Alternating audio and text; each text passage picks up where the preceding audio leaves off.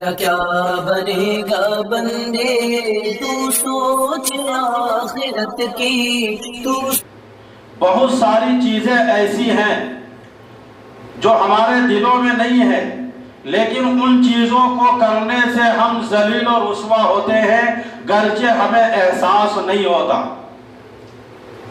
تو سب سے پہلی چیز یہ کہ اپنی عزت نفس کا خیال رکھیں، اپنے ساتھ سمجھوتا کرنا سیکھو، لوگوں کے ساتھ نہیں، اپنے پیٹ کے ساتھ روزہ رکھنا سیکھو۔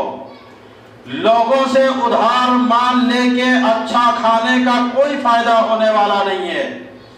جو بات غیرت کے اندر ہے، جو بات عزت کے اندر ہے، جو مزہ زندگی کا ہے، آپ چھوٹا سا کاروبار کر لیجئے، یہ اچھا ہے، لیکن اتنی قسطیں، اتنے لون، اتنے ادھار، اتنے قرضہ کہ ساری راتیں تمہیں نیند نہیں آتی۔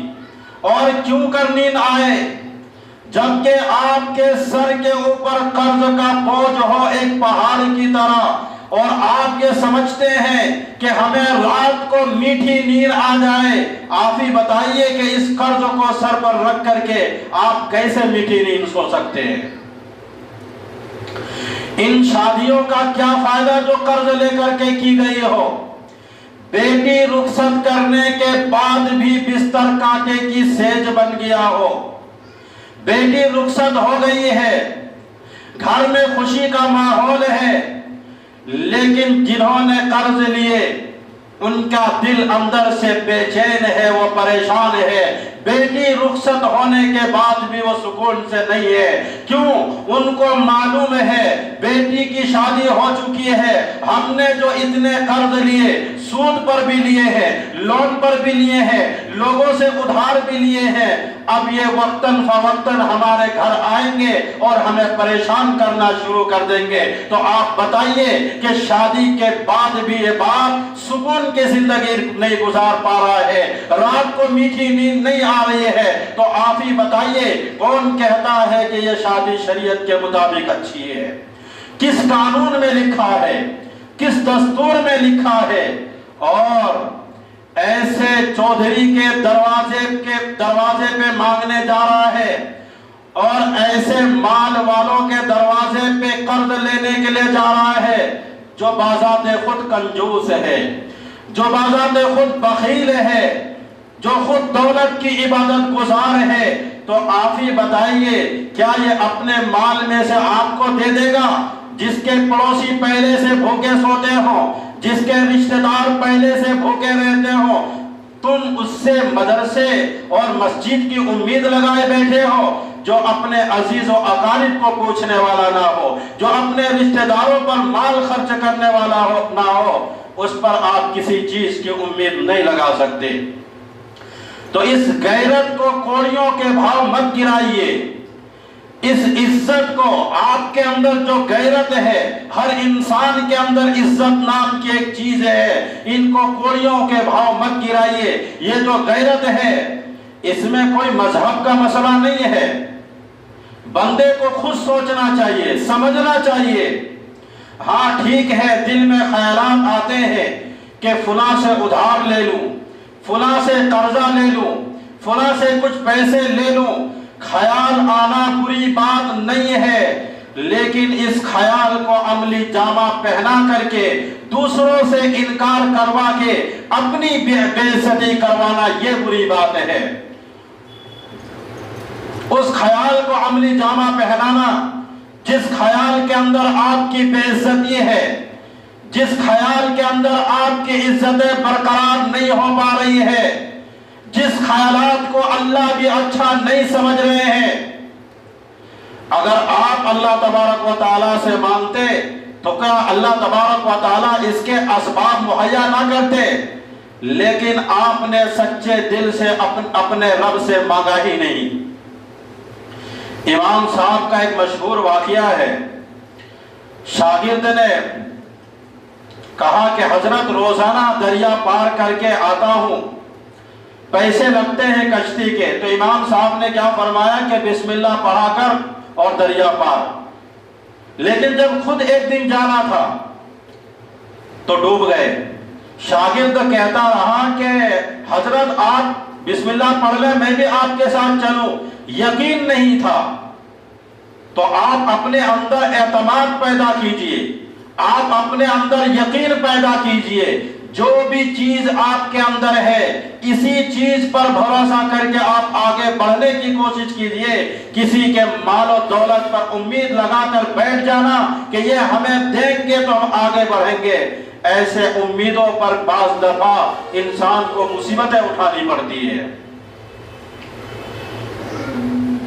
ایک سستا موبائل آپ کو فائدہ دے سکتا ہے، اس مہنگی گاڑی، اس مہنگی چیز سے جس کی قسط آپ کو دینی پڑے، اور پھر بعد میں برسر بازار آپ کے ہاتھ سے اس چیز یا اس گاڑی کو چھین کر کے لے جائے۔ ظاہر سی بات ہے جب آپ قسط نہیں بھرو گے تو پھر تو وہ چیز آپ سے چھین کر کے کہیں بھی کسی وقت آپ سے وہ چیز چھین کر کے کمپنی والے واپس لے جائیں گے۔ اسی طریقے سے جب آپ کسی سے ادھار لوگے، قرض لوگے اور وقت پہ نہیں دو گے، آپ ٹائم پر ٹائم بڑھاتے جاؤ گے، جب قرض دینے والا پریشان ہوگا تو پھر برسر بازار جہاں بھی آپ کہیں ملو گے آپ کے گریبان پکڑے گا۔ آپ اس کے جیب میں جو بھی ہوگا، موبائل ہو یا موٹر سائیکل پر سوار ہو کر کے آئے ہو، جو بھی چیز ملے گا وہ اس سے برسر بازار کیا کرے گا؟ چھین لے گا۔ تو آپ بتائیے آپ کی عزت رہی یا آپ کی بے عزتی ہوئی؟ تو اس بے عزتی سے اچھا ہے کہ آپ اپنی غیرت میں، اپنی عزت میں اپنے جسم کے بادشاہ بن کر کے زندگی گزارے۔ صحابہ کے پاس کچھ بھی نہیں تھا لیکن بادشاہ کی طرح زندگی گزارے کہ نہیں گزارے؟ ہم بھی گزار سکتے ہیں، لیکن شرط ہے کہ ہم اپنی امید دوسروں پر جو لگا کے رکھے ہیں وہ امیدیں چھوڑ دیں اور آپ کے پاس جو ہے اسی پر صبر کریں اور بادشاہ کی طرح زندگی گزارنے کی کوشش کریں۔ یہ اس ادھار مال سے زیادہ اچھا ہے، یہ اس ادھار کی روٹی سے زیادہ اچھا ہے کہ آپ ایک وقت فقر و فاقہ کے وقت گزار دیں، ایک ٹائم فقر و فاقہ گزار دیں، یہ زیادہ اچھا ہے۔ یہ بات خود بھی سمجھنے کی ہے اور اپنی اولاد کو بھی سمجھانے کی ہے، اپنی بیوی کو بھی اور اپنے بچوں کو بھی۔ لیکن ہمارے اندر ایک بیماری آ گئی۔ وہ بیماری کیا ہے؟ جو ہم ہیں نہیں وہ لوگوں کو بتانا چاہتے ہیں، جو ہم ہیں نہیں وہ لوگوں کو ثابت کرنا چاہتے ہیں۔ ہم بہت بڑے رئیس ہیں جی، ہم بہت بڑے چودھری ہیں جی، ہم بہت بڑے مال و دولت والے ہیں جی، ہم بہت اعلیٰ ترین کپڑے پہنتے ہیں جی، ہم بہت بڑے شو روموں میں جاتے ہیں جی، ہم بہت اعلیٰ ترین ہوٹلوں میں جاتے ہیں جی۔ تو جو چیز آپ ہے نہیں وہ لوگوں کو جتانا چاہتے ہیں، منوانا چاہتے ہیں، اور اس جتانے کی چکر میں، اس منوانے کی چکر میں صبح سے لے کر کے شام تک جھوٹ بھی بول رہے ہیں، پریشان بھی ہو رہے ہیں، ادھار بھی اٹھا رہے ہیں، قرض بھی اٹھا رہے ہیں، اور اکیلے میں تنہائی میں زیادہ سے زیادہ پریشان بھی ہو رہے ہیں، بس اس چکر میں کہ جو آپ ہے نہیں وہ اپنے آپ کو بنانا چاہتے ہیں۔ تو پریشانی تو ہوگی۔ اس لیے اگر آپ سکون کی زندگی گزارنا چاہتے ہیں، حدیث میں کیا ہے؟ حدیث میں اللہ کے نبی صلی اللہ علیہ وسلم نے ارشاد فرمایا کہ ہمیشہ اپنے سے نیچے والوں کی طرف دیکھا کرو، اوپر والوں کی طرف دیکھا نہ کرو۔ اگر نیچے والوں کی طرف دیکھو گے تو تمہارے پاس جو دولت ہے اسی دولت پر تم اللہ کے شکر ادا کرو گے۔ اگر اپنے سے اوپر والوں کی طرف دیکھو گے تو پھر آپ کے پاس جو تھوڑی نعمت ہے، تھوڑی دولت ہے، اس دولت پر تم ناشکری کرو گے، اللہ کا شکر ادا نہیں کرو گے۔ تو اس لیے ہمیشہ اپنے سے نیچے والوں کی طرف دیکھو، اوپر والوں کی طرف مت دیکھو۔ اللہ نے آپ کے مقدر میں جو روزی رکھی ہے وہ آپ کو مل کر کے رہے گا۔ تو بہت سے اللہ والے ایسے ہیں جنہوں نے اعلیٰ ترین ہوٹلوں میں کھانا نہیں کھائے، اعلیٰ ترین محل اور مکانات میں نہیں رہے، تو کیا اس کا مطلب یہ ہوا کہ ہم کسی اعلیٰ خاندان سے تعلق نہیں رکھتے ہیں؟ ہم کبھی 1 کروڑ روپے کی گاڑی خریدنے نہیں گئے، تو کیا اس کا مطلب یہ ہوا کہ ہمارے خاندان والوں کی کچھ قربانی نہیں ہے؟ یہ غیرت ان کروڑوں لوگوں سے زیادہ اچھی ہے جو رئیسوں کے اور حکومتوں کے تلوے چاٹتے پھرتے ہیں۔ یہ غیرت ان کروڑوں لوگوں سے زیادہ اچھی ہے اور زیادہ مہنگی چیز ہے، لیکن ہر ایک بندے کی بس کی بات نہیں ہے۔ تو عزت دار بنیے، غیرت دار بنیے۔ آپ کے اندر عزت ہے اور آپ کے اندر خود غیرت ہے اور آپ کی عزت آپ کے ہاتھ میں ہے۔ آپ چاہیں تو اپنی عزت کی حفاظت کریں، آپ چاہیں تو آپ اپنی عزت کو برقرار رکھیں، اور اگر آپ چاہیں تو پھر دوسروں کے مالوں پر امیدیں لگائے بیٹھے رہیں اور دوسروں سے قرضہ لیتے پھریں، لون اٹھاتے رہیں، قسطوں پر چیزیں خریدتے رہیں، اور آپ اپنی عزت کو برسر بازار کیا کریں؟ رسوا و ذلت کرتے رہیں۔ یہ آپ کے ہاتھ میں ہے۔ علامہ اقبال رحمت اللہ علیہ کا ایک واقعہ سناتا ہوں۔ ان کا بیٹا بیرسٹر بننا تھا، لندن میں پڑھائی کرتا تھا۔ بیٹے نے چٹھی لکھی علامہ اقبال کو، ہر مہینے پیسے بھیجتے تھے اپنے بچے کو خرچے کے لیے۔ بیٹے نے چٹھی لکھی علامہ اقبال رحمت اللہ علیہ کو، لکھا کہ ابو جی پیسے ختم ہو گئے ہیں اور لندن میں فلاں شہر میں جو آپ کے بہت جگری یار دوست ہیں، اگر آپ کی اجازت ہو تو میں ان سے جا کر کے 500 روپے قرض ادھار لے لوں، پھر جب آپ پیسے بھیجو گے تو میں واپس لوٹا دوں گا۔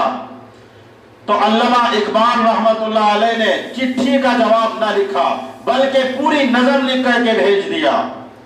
فرمایا کہ خودی نہ بیچ غریبی میں نام پیدا کر، خودی نہ بیچ غریبی میں اپنا نام پیدا کر۔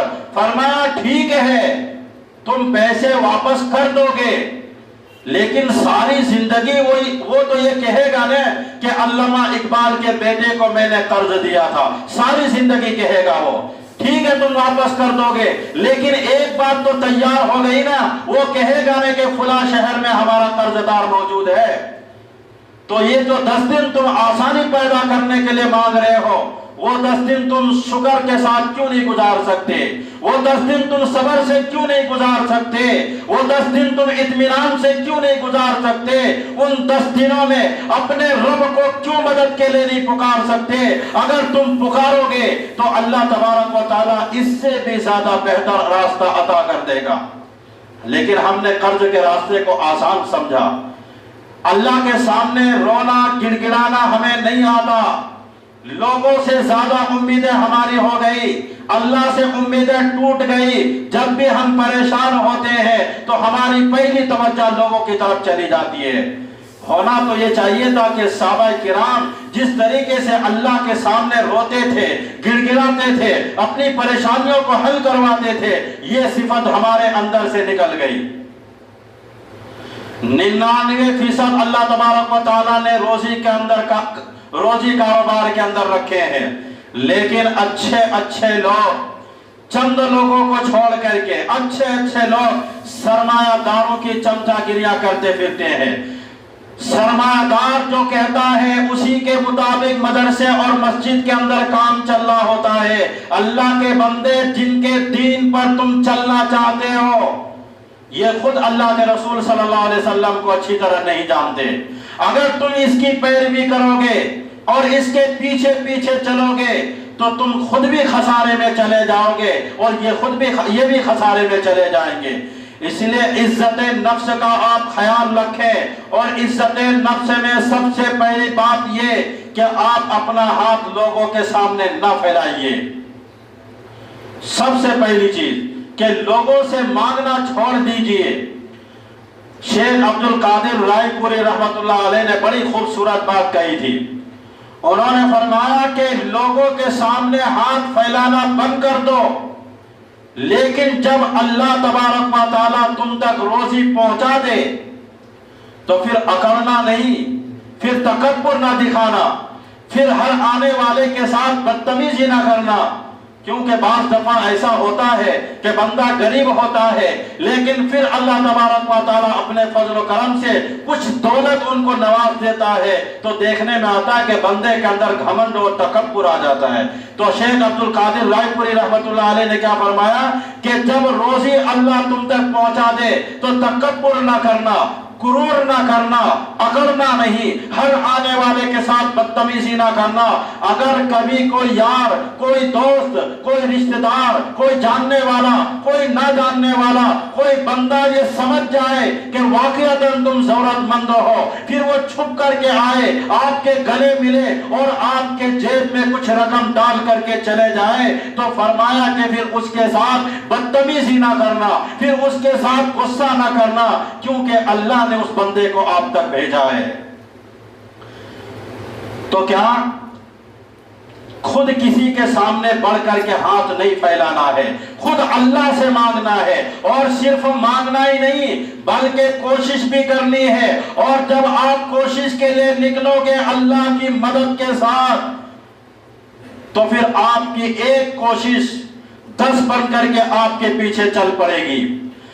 1 روپیہ کمانے کے لیے نکلو گے اللہ تبارک و تعالی 1000 روپے آپ کو عطا کریں گے، بشرطے کہ شرط یہ ہے کہ آپ نکلیں، کوشش کریں، چھوٹا کاروبار ہو وہ کریں، کچھ اسباب اختیار کریں، شرط ہے یہ۔ تو شرط کیا ہے کہ آپ نکلے، ہاتھ پہ ہاتھ رکھ کر کے نہ بیٹھ جائیں اور لوگوں سے امید لگا کر کے نہ بیٹھیں کہ فلاں آدمی آئے گا اور مجھے کچھ دے کر کے چلا جائے گا، نہ بلکہ اللہ سے دعا بھی کرے، رزق کو تلاش بھی کرے، اللہ تبارک و تعالیٰ آپ کو ضرور عطا کرے گا۔ لیکن اس تلاش کے دوران اس بات کا خیال رکھنا ہے کہ ہم اپنے رب سے وابستگی رکھنی ہے، اپنے رب سے جڑے رہنا ہے۔ جڑے رہنے سے مطلب کیا ہے کہ آپ 5 وقت نماز کی پابند بھی ہو، اب چونکہ اپنی ضرورت ہے تو آپ تہجد میں بھی اٹھیں اور اللہ کے سامنے روئیں، گڑ گڑائیں، اپنی پریشانی بتائیں۔ کائنات میں کوئی بندہ ایسا نہیں کہ آپ کی پریشانی حل کر سکے، آپ کے غم میں شریک ہو جائیں گے، کچھ دیر آپ کے پاس بیٹھ جائیں گے، لیکن پریشانی آپ کا حل نہیں کریں گے۔ اگر خدا نہ خواستہ کسی صورت میں آپ کی پریشانی وہ حل کر دیا تو پھر آپ کے دل میں ہمیشہ ڈر اور خوف رہے گا کہ اگر ہم نے اس کی عزت نہیں کی تو پھر وہ کہیں ہم پر احسان نہ جتا دے کہ فلاں ٹائم میں نے آپ کی مدد کی تھی اور میری مدد کا آپ نے ہم کو یہ صلہ دیا، تو آپ زندگی بھر ڈر کے زندگی گزارو گے۔ تو اس لیے اللہ پر امیدیں رکھیں، اللہ سے امیدیں وابستگی جوڑے رہے، لوگوں کے ساتھ امید نہ لگائیں، کیونکہ لوگ امیدیں توڑ دیتے ہیں، لوگ امیدیں دیتے ضرور ہیں لیکن عین ٹائم میں آپ کو وہ دھوکہ دے دیتے ہیں۔ اس لیے کیا کہا، اللہ سے امیدیں جوڑے رکھو، لوگوں سے امیدیں نہ رکھو۔ تو اس بیان کا مطلب یہ ہے کہ اگر آپ سکون کی زندگی چاہتے ہو تو آپ کے جیب میں جو رقم ہے اسی کی طرف نظر رکھیں، لوگوں کی جیبوں کی طرف نظر اٹھا کر کے نہ دیکھیں، آپ سکون کی زندگی گزارنے والے بن جاؤ گے۔ اگر آپ نے اس کام کو چھوڑ کر کے نبی کی سنت کو اور نبی کی اس حدیث سے اگر آپ ہٹ گئے اور لوگوں کی جیبوں کی طرف آپ کی نظر بڑھنے لگی، لوگوں کی مال و دولت کی طرف آپ کی نگاہیں جانے لگی، یاد رکھو اسی سوچ میں مر جاؤ گے، فائدہ کچھ بھی نہیں ہوگا، کیونکہ مقدر کی جو روزی ہے وہ اللہ آپ کو دے گا۔ دعا کیجئے گا۔